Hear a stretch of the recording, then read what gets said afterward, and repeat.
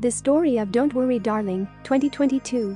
Alice and Jack Chambers are a young, happy couple in the 1950s, living in an idyllic neighborhood of the company town of Victory, California, which has been created and paid for by the mysterious company of the same name for which Jack works. Every day, the men go to work at Victory headquarters out in the surrounding desert, while their wives, Alice, her friend Bunny, the pregnant Peg, newcomer Violet, and Margaret, stay home to clean, relax, and prepare dinner for their husbands. The women are discouraged from asking questions about their husband's work and are told not to venture out to headquarters due to the dangerous materials the company works with.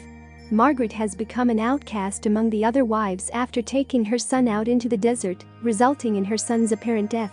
Margaret claims that Victory took her son from her as punishment, but these claims are dismissed by the others as a trauma-induced paranoia.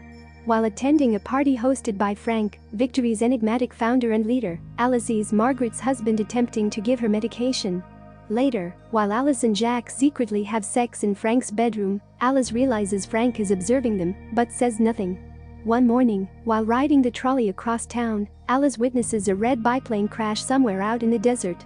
Alice disembarks and rushes into the desert to help, accidentally stumbling on Victory headquarters, a small building covered in mirror-like windows.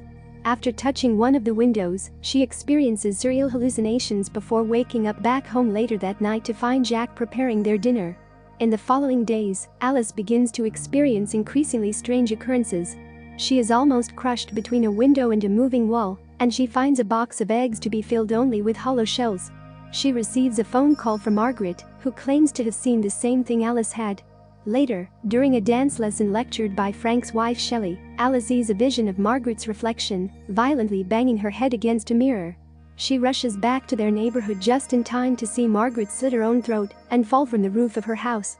Alice is dragged away by strange men in red jumpsuits before she can reach Margaret's body. Alice attempts to explain the events to Jack, but Jack dismisses them, explaining that Margaret simply fell while cleaning the windows and is perfectly fine and recovering in the hospital with her husband, who has been forced to leave the Victory Project in order to care for her.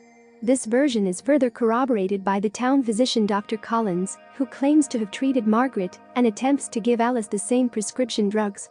Alice later breaks into Dr. Collins' briefcase and finds a heavily redacted medical file for Margaret, which she then burns in frustration. Alice becomes increasingly paranoid and confused, feeling as if Frank is watching her every move. During a special Victory event in which Frank gives Jack a special promotion, Alice has a breakdown in the bathroom and is comforted by Bunny. Alice attempts to explain everything to Bunny, but Bunny reacts angrily, accusing Alice of being selfish and attempting to ruin everything for everyone, pointing out she sounds just like Margaret. Some time later, Alice and Jack invite the rest of the neighborhood, except Bunny and her husband Dean, to dinner, with Frank and Shelley as special guests. Frank speaks privately with Alice in the kitchen, intimating that she's right in her suspicions and confessing that he's been waiting for someone like her to challenge him. Spurred on by Frank's confession, Alice attempts to expose him and the inconsistencies in Victory over dinner. Instead, Frank gaslights her, making her look delusional to the other guests. In the aftermath, Alice begs Jack to take them both away from Victory. Jack initially agrees, but when Alice gets in the car, he lets her be taken away by Frank's men. Dr. Collins forces Alice to undergo electroshock therapy.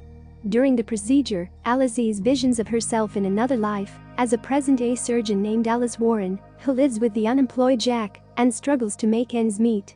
Alice returns to Victory, apparently cured of her hysteria, and reunites with Jack and with Bunny. However, as Alice resumes her normal life, she continues to have hallucinations and flashbacks. Alice later remembers the whole truth. That Victory is a simulated world created by Frank, and that Jack has kidnapped her and forced her into the simulation, in the hope they can lead a perfect life together. When Jack realizes she knows the truth, he claims he did this for her as she was miserable in her real life, but Alice is enraged that Jack took away her autonomy. Jack hugs Alice, begging her to forgive him, but begins to crush her, and Alice kills him with a glass tumbler in self-defense, killing Jack in the real world as well. Frank is alerted to Jack's death and sends his men to capture her. Alice is found with Jack's body by Bunny, who explains that she has known all along that Victory is a simulation, but chooses to stay so she can be with her children, who are dead in real life. Bunny tells Alice to flee to Victory headquarters, which is an exit portal from the simulation, and holds off Bill when he attempts to attack Alice for killing Jack. The other wives gradually begin to realize the truth as their husbands start to panic. Alice steals Jack's car and drives out towards Victory headquarters, chased by Dr. Collins and Frank's men. She tricks Dr. Collins into killing himself and several others in a car crash. At their house, Shelley stabs Frank to death, claiming it is now her turn. Alice makes it to Victory headquarters, where she encounters a vision of Jack asking her to stay. Alice ignores the vision and rushes to the window just before Frank's men reach her. Over a black screen, the sound of Alice gasping for air is heard, implying she escaped.